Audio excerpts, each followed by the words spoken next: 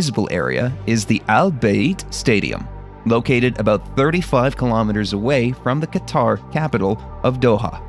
It can hold 63,000 people. It's the second biggest of all the stadiums built, and indeed, it towers over the surrounding landscape.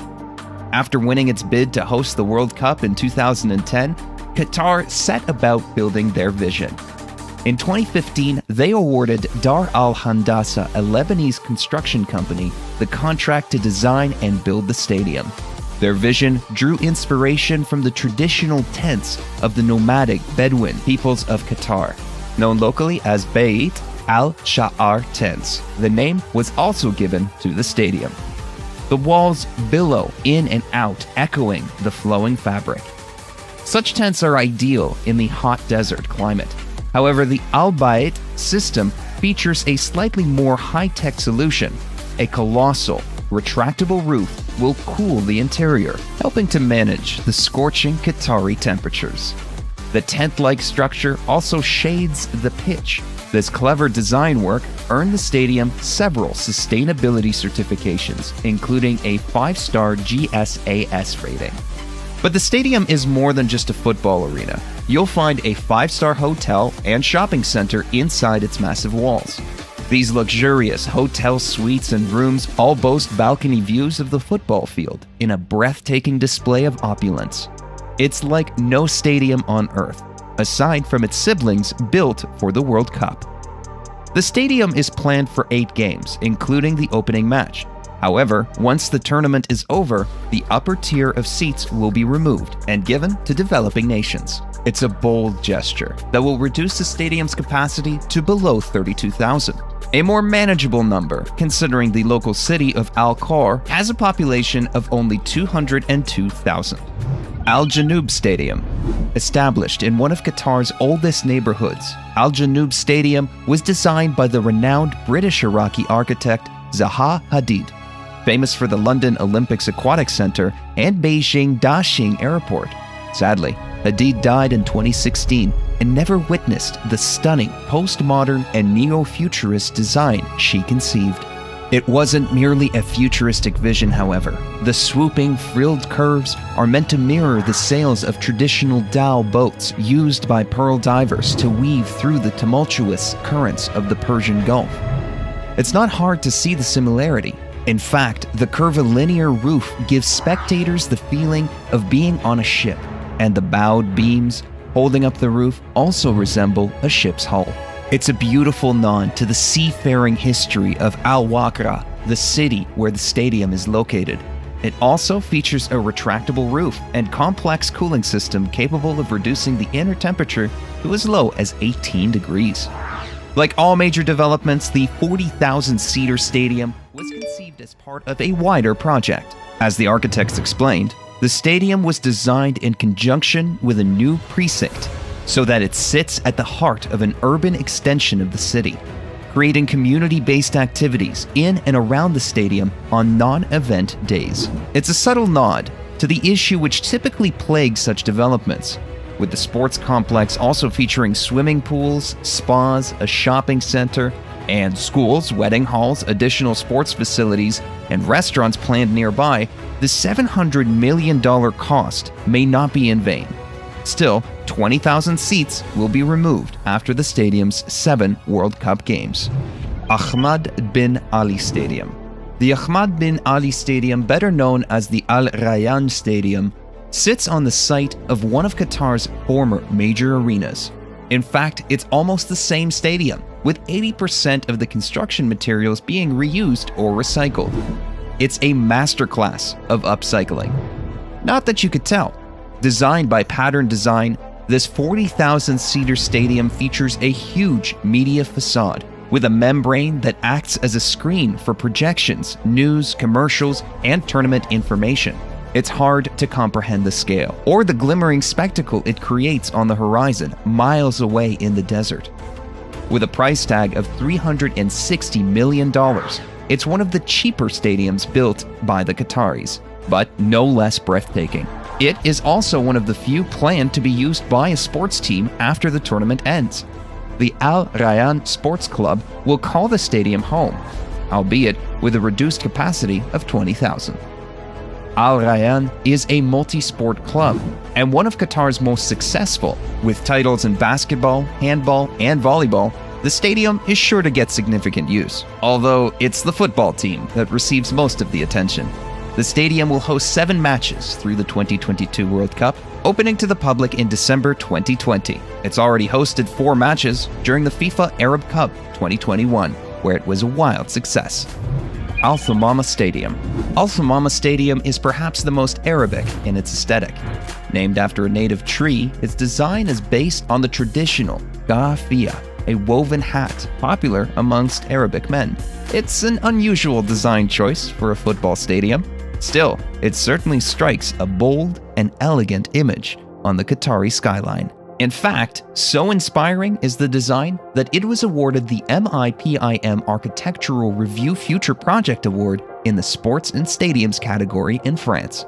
Located in Al Thumama, a district of Doha, the stadium is just 12 kilometers south of the city center. The glistening stadium is therefore planned to be at the heart of the tournament, featuring 8 games including a quarterfinal.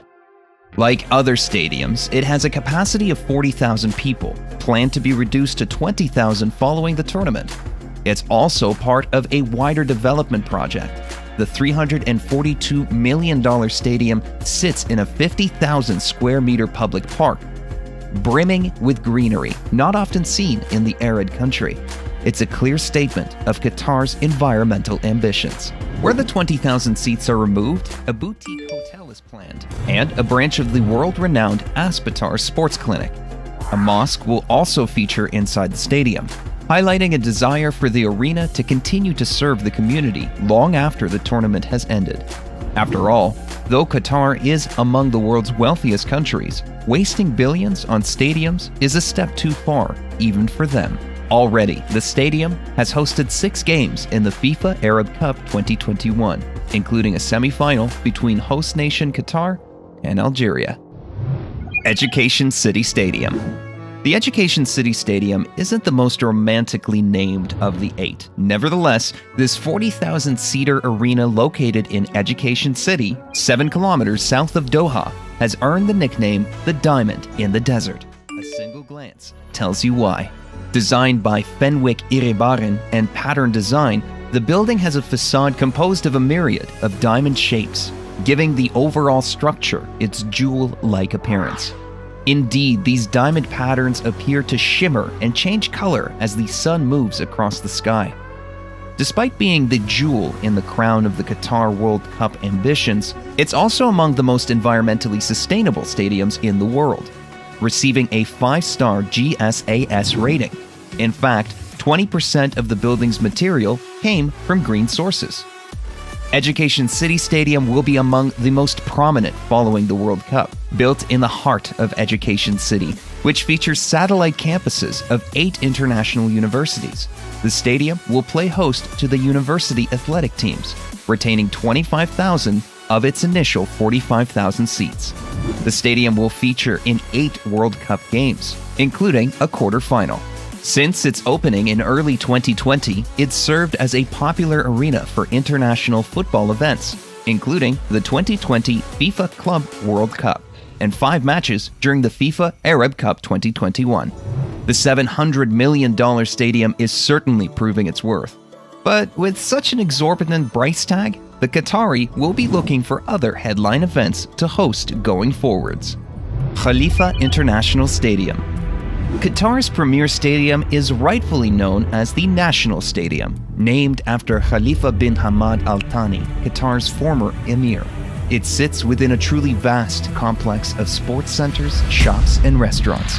The stadium first opened in 1976 and hosted the 1992 Gulf Cup, in which Qatar won for the first time.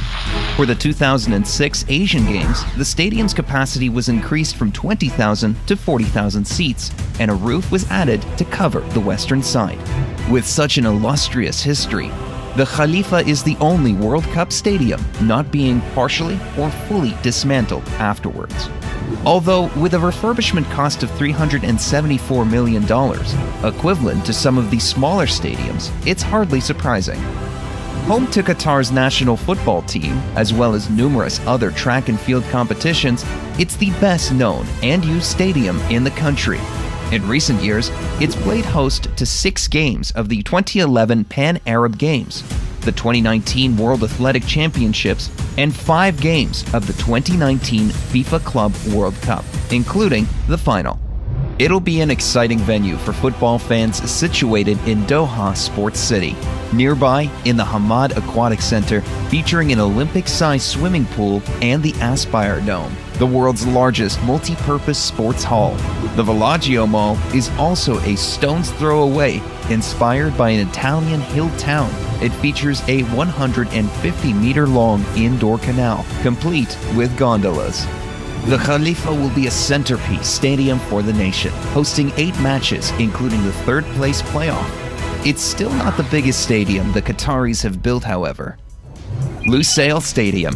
The biggest and boldest of Qatar's new stadiums is the humbly named Lusail Iconic Stadium.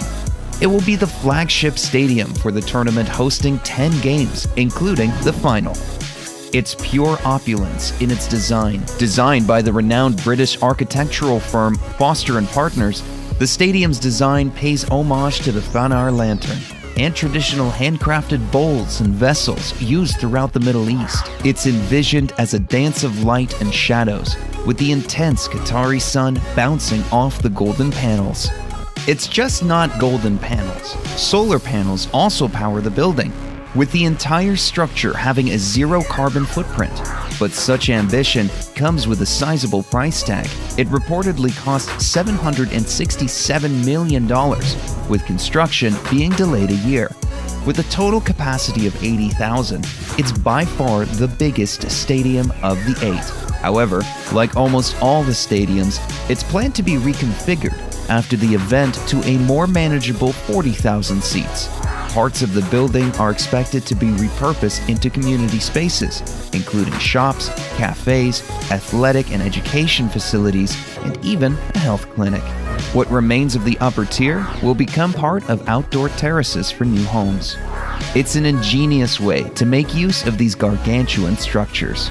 It'll be the center point of the new Lusail city, located 23 kilometers north of Doha. Lusail is even more ambitious than the stadium and will be the hottest destination for the tournament's spectators. Much of the city is yet to be complete, but it will eventually accommodate 450,000 people. It's planned to have marinas, residential areas, island resorts, commercial districts, and more. The Lusail Iconic Stadium will be the pinnacle of the city's achievements so far, being the 5th largest future stadium in the world. It'll make for one unforgettable final match. Stadium 974. The most impressive stadium isn't the biggest, however. Stadium 974, formerly Rasba Aboud Stadium, is a 40,000-seater arena unlike anything anywhere on the planet. In fact, despite opening in November 2021, the stadium won't exist in a few years. That's right. After the World Cup ends, the entire structure is planned to be dismantled. Indeed, from its conception, the whole stadium was built with impermanence in mind. Its name, which pays homage to Qatar's international dialing code, is also an element of its design.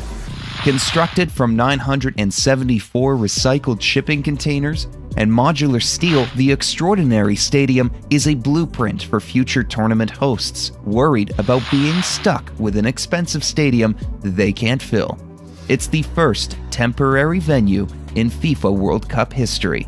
Its inventive design uses containers for bathrooms and concessions, as well as the stadium's outer wall. Despite this cobbled-together approach, the waterfront area is uniquely beautiful, maintaining the grandeur of traditional stadiums but with a modern eco-spin. It received a 4-star sustainability rating from the GSAS. Nor are the Qataris wasting their efforts. The stadium was tested on the 2021 FIFA Arab Cup's opening day and is planned to host 7 matches during the 2022 World Cup, up to the last 16. It's unknown exactly how much the